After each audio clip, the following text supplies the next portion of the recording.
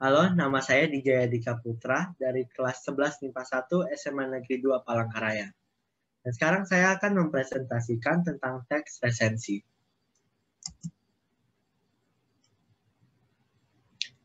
Apa itu resensi? Resensi adalah suatu penilaian terhadap sebuah karya. Karya yang dimaksud bisa berupa buku, karya seni film, dan drama. Menulis resensi terdiri dari kelebihan, kekurangan, dan informasi yang diperoleh dari buku dan disampaikan kepada masyarakat. Selanjutnya, tujuan resensi. Pertama, menimbang agar buku memperoleh perhatian dari orang yang belum membaca buku. Kedua, memberikan penilaian dan penghargaan terhadap isi buku sehingga penilaian itu diketahui masyarakat. Ketiga, melihat kesesuaian latar belakang pendidikan pengarang dengan bahan yang ditulis. Keempat, menghargai keunggulan penulisan sebuah buku. Kelima, mengungkapkan kelemahan suatu penulisan dan sistem penulisan. Dan yang terakhir, memberikan pujian atau kritik terhadap bobot ilmiah atau nilai karya seseorang. Selanjutnya, fungsi resensi.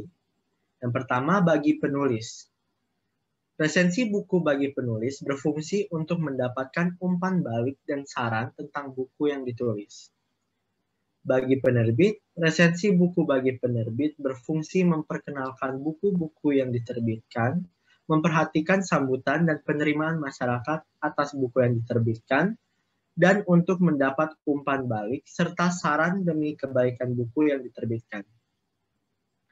Yaitu bagi penerbit media massa, resensi buku bagi penerbit media massa dimanfaatkan sebagai sarana dalam menguji atau mengembangkan suatu topik atau masalah.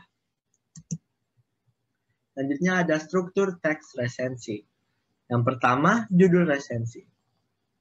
Judul resensi yang menarik dan benar-benar menjiwai seluruh tulisan atau inti tulisan tidak harus ditetapkan terlebih dahulu. Judul dapat dibuat sesudah penulisan resensi selesai.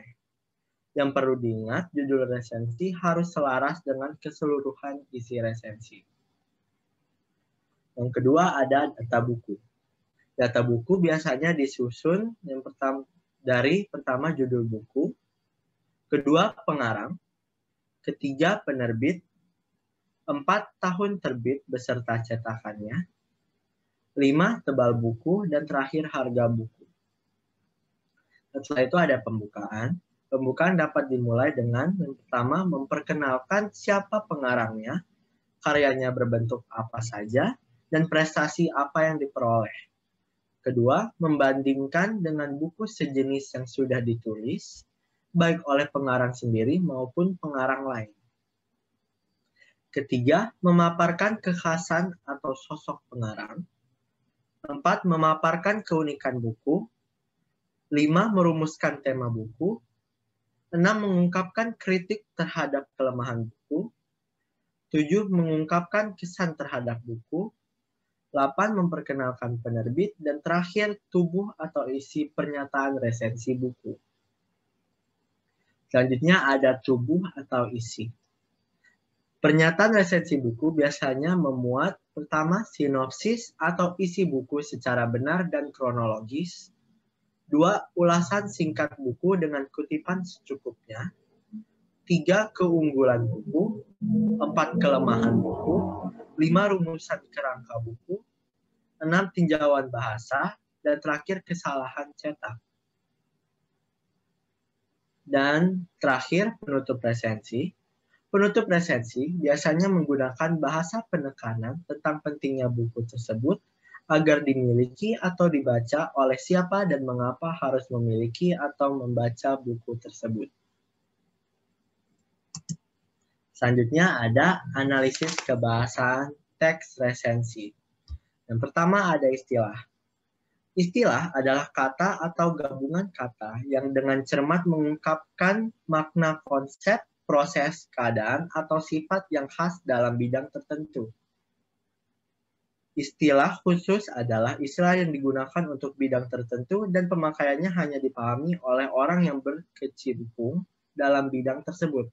Contohnya, Istilah bidang sastra, misalnya distikon, metrum, atau plot. Istilah bidang kesenian, misalnya dalang, drama, atau gestur. Dan istilah bidang ekonomi, misalnya agen, bursa efek, atau komoditas. Selanjutnya ada pronomina. Pronomina atau kata ganti adalah jenis kata yang menggantikan nomina atau frasa nomina. Ada beberapa jenis-jenis pronomina. Yang pertama, pronomina persona. Pronomina persona atau kata ganti orang dipakai untuk mengacu orang.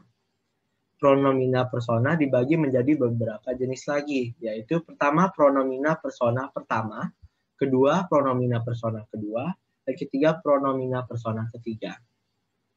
Selanjutnya ada pronomina pemilik. Pronomina pemilik atau kata ganti pemilik digunakan untuk menyatakan suatu pengganti pemilikan. Kata ganti yang tergolong dalam kata ganti pemilik adalah ku, mu, nya, kami, dan mereka. Kata ganti ini diletakkan di bagian belakang kata. Selanjutnya ada pronomina penunjuk. Pronomina penunjuk atau kata ganti penunjuk dipakai untuk menunjukkan sesuatu. Pronomina penunjuk ditandai dengan penggunaan kata-kata yang pertama ini, kedua itu, situ, sini, begini, anu, dan demikian. Selanjutnya ada pronomina penanya.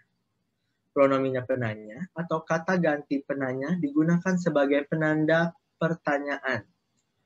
Pronomina penanya juga digunakan untuk menanya orang, benda, barang, pilihan, sebab, waktu, tempat, cara, dan jumlah.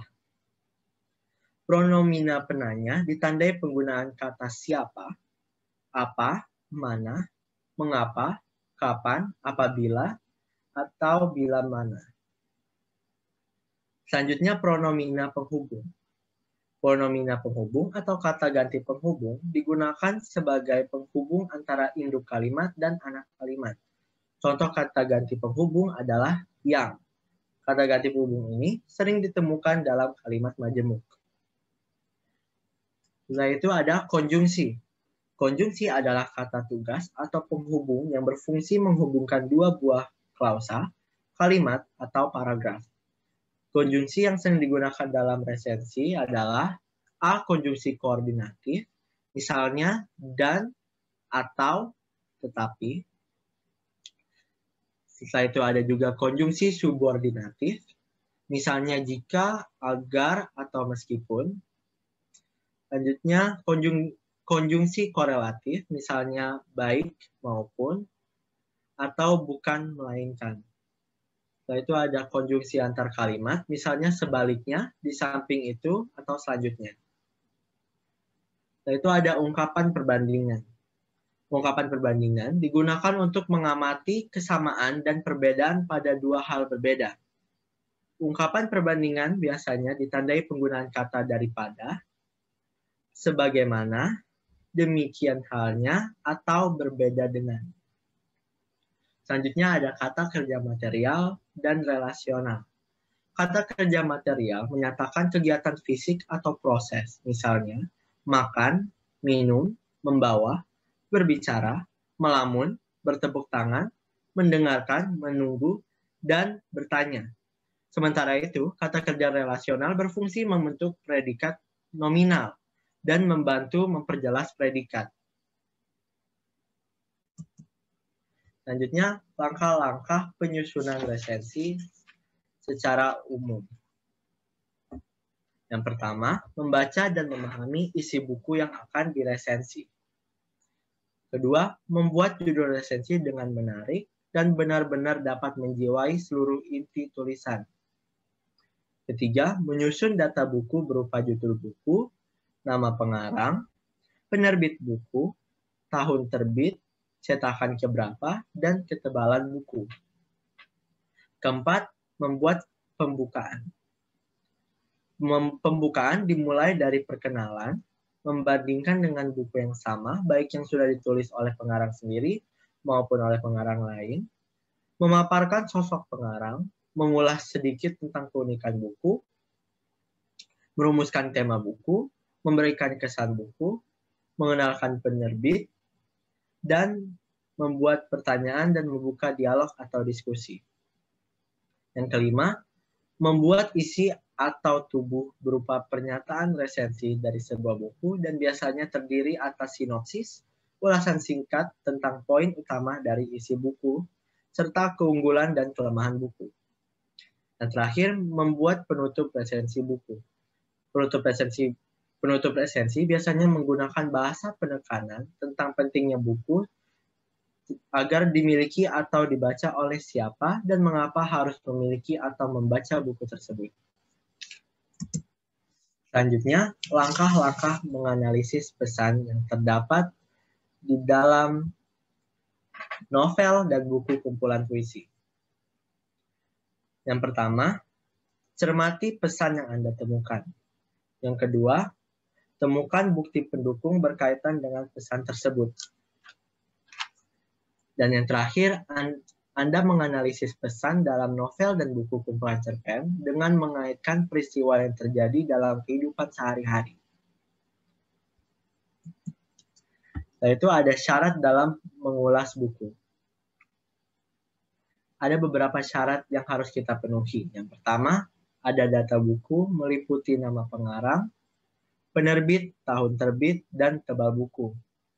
Kedua, pendahuluannya berisi perbandingan dengan karya sebelumnya, biografi pengarang, atau informasi yang berhubungan dengan tema atau isi. Ketiga, ada ulasan singkat terhadap buku tersebut. Dan yang terakhir, harus bermanfaat dan kepada siapa manfaat itu ditujukan. Setelah itu, ada langkah-langkah mengulas buku kumpulan puisi. Yang pertama, membaca dan memahami isi buku kumpulan puisi yang akan diulas. Kedua, menyampaikan atau menyajikan fisik buku tersebut seperti judul, pengarang, penerbit, tahun terbit, dan jumlah halaman. Ketiga, menggambarkan isi buku secara keseluruhan, bab per bab, atau bagian per bagian, termasuk maksud dan tujuan penulisan buku. Keempat, membahas dan mengkritik fisik buku tersebut, baik dari segi redaksi, desain grafis, perwajahan atau layout, maupun sampul buku. Yang kelima, memberi pendapat tentang keunggulan dan kelemahan isi buku kumpulan puisi. Dan yang terakhir, mengajak pembaca untuk membaca buku tersebut. Manfaat yang akan didapatkannya berkaitan dengan kondisi dalam kehidupan sehari-hari. Demikian akhir presentasi saya. Semoga bermanfaat untuk kita semua. Terima kasih.